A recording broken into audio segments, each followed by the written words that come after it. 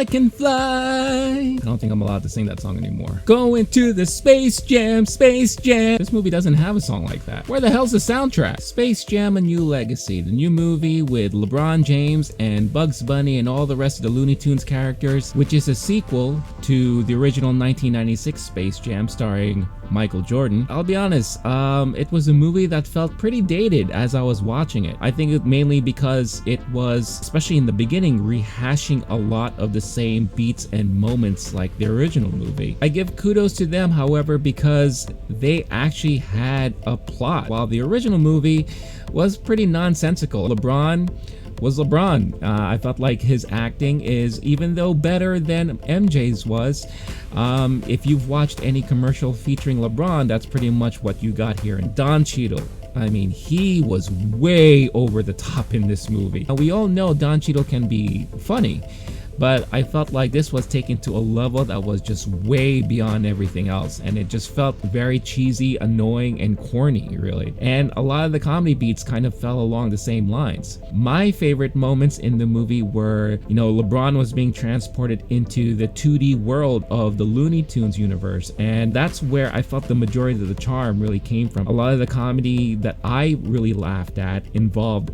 a lot of moments within this time when they were parodying a lot of the Warner Brothers properties, The Matrix, Game of Thrones, Batman, the DC universe. This was actually something that I criticized the first movie from not doing enough of. I know when the trailer came out, there were a lot of comparisons to like Ready Player One with all the characters in there from the Warner Brothers properties showing up. It really didn't make much of a difference because they really didn't play a huge part in this movie. But it was just really comical for me watching the third act of the film when basically the entire basketball game looks like it was played in front of Comic-Con. It looked like you had a bunch of Warner Brothers cosplayers out there just watching the game, and for me that was a little distracting as you see someone dressed as an old school Batman or someone dressed up as an Ice King from Game of Thrones and all these other Warner Brother characters just like there and all again, just looking really funky and really cheesy, cheering on the game in the crowd. This is a movie that is really built on nostalgia, and it's really counting on the audience to really be on the same level and really hoping that the audience is in the mood for that. Some of the best moments were also when they were calling back the original movie. But I also really got a kick of all the little witty banter and just kind of mentions about LeBron and his career.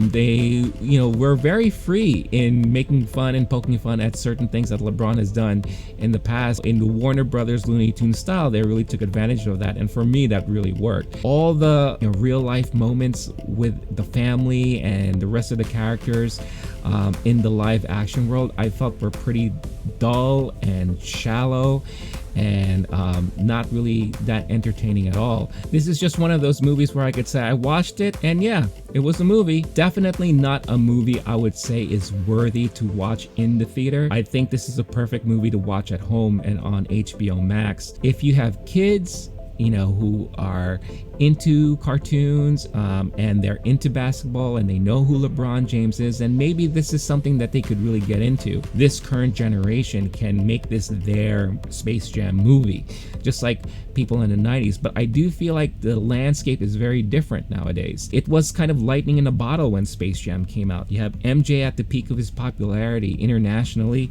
You had the Looney Tunes and Warner Brothers properties that were still riding high with more awareness of their properties. They had TV shows and this movie. They had the Warner Brothers store that you could find in malls all across America. Now the landscape is so different where not a lot of people are watching the Looney Tunes, especially with the new resurrection that they have on HBO Max. LeBron, of course, is a global icon at the moment, but I don't know if I would consider him to be at the same level as Michael Jordan at the time. Again, not my generation. Maybe the younger generation will feel differently, so this could hit home with them very well.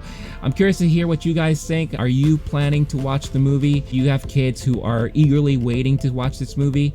Let me know in the comments, and of course, as always, like, subscribe, follow me on Twitter, help support the channel in the free ways available for doing all those things. Stay cool, stay classy, stay safe, and I'll catch you all in the next one.